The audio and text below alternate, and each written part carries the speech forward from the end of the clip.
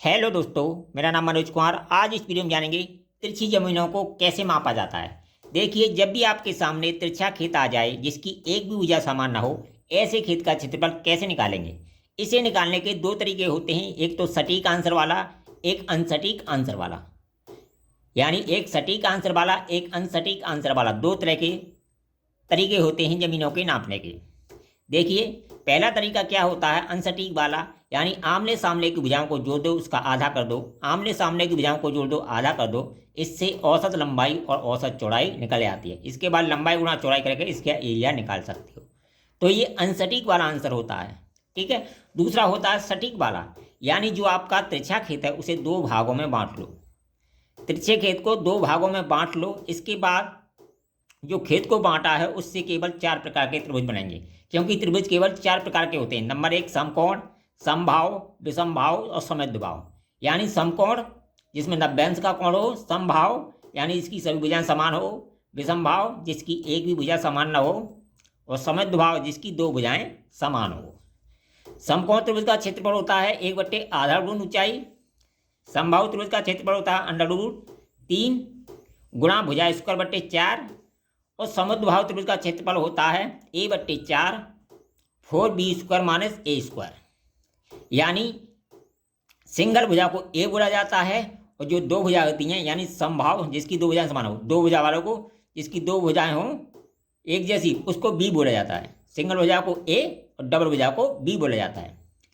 और विषमभाव त्रिभुज का क्षेत्रफल होता है s - a s - b s - c। s बराबर होता है a + b + c/2। ये तरीके होते हैं। जिस टाइप का आप त्रिभुज बने उसी त्रिभुज का फॉर्मूला लगाकर उसका क्षेत्रफल निकाल लिए और दोनों त्रिभुजों का क्षेत्रफल जोड़ दिए, जिससे आपका सटीक आंसर आ जाएगा। ठीक है। ये दो तरीके होते हैं। मान लो हमें औसत लंबाई से इसका एरिया निकालना है। क्या निकालना है? एरिया। तो देखिए, आमने सामने की भुजाओं को जोड़ा, औसत लंबाई बराबर होगी 50 + 70/2। ठीक है। 2 कितना हो गया? 50 70 120। 120 में 2 का भाग दिया, कितना आ जाएगा?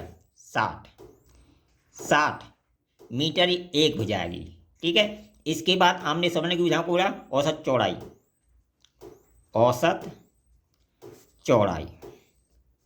ठीक है। औसत चौड़ाई तो कितनी है? 25 + 15/2। 25 और 15 40। 40 में 2 का भाग दिया, 20 मीटर। ठीक है। अब एरिया निकाल लो। एरिया बराबर होता है लंबाई गुणा चौड़ाई के। तो लंबाई कितनी है भाई? 60 मीटर गुणा 20 मीटर। 6 दूनी 12, यानी 1200 मीटर स्क्वायर इसका एरिया निकल के आ गया। अब इसे बीघा में बदलना है। आपके यहाँ जितने का बीघा है इसमें उतने का भाग दे दो। क्या करना है? अगर हेक्टेयर में बदलना है तो 10,000 का भाग दे दो। मान लो इस जमीन को 1200 मीटर को हेक्टेयर में बदलना है तो 10,000 मीटर स्क्वायर का भाग दे दो। ठीक है। अगर बीघा में बदलना है तो जितने का बीघा उतने का भाग दे दो। जैसे मेरे यहाँ 800 का बीघा है तो मैं 1200 में, मैं लीगढ़ से हूँ, मीटर में 800 का भाग दूंगा 800 मीटर स्क्वायर का भाग दूंगा, तो ये बन जाएगा 1.5 बीघा। ठीक है। आपके यहाँ 2530 का बीघा है तो आप 2530 का भाग दीजिए। ठीक है। हेक्टेयर बदलना तो 10,000 मीटर स्क्वायर का भाग दे दीजिए। आपकी ज़मीन बीघा में बदल जाए। वीडियो पसंद आए कमेंट करें, लाइक करें, शेयर करें।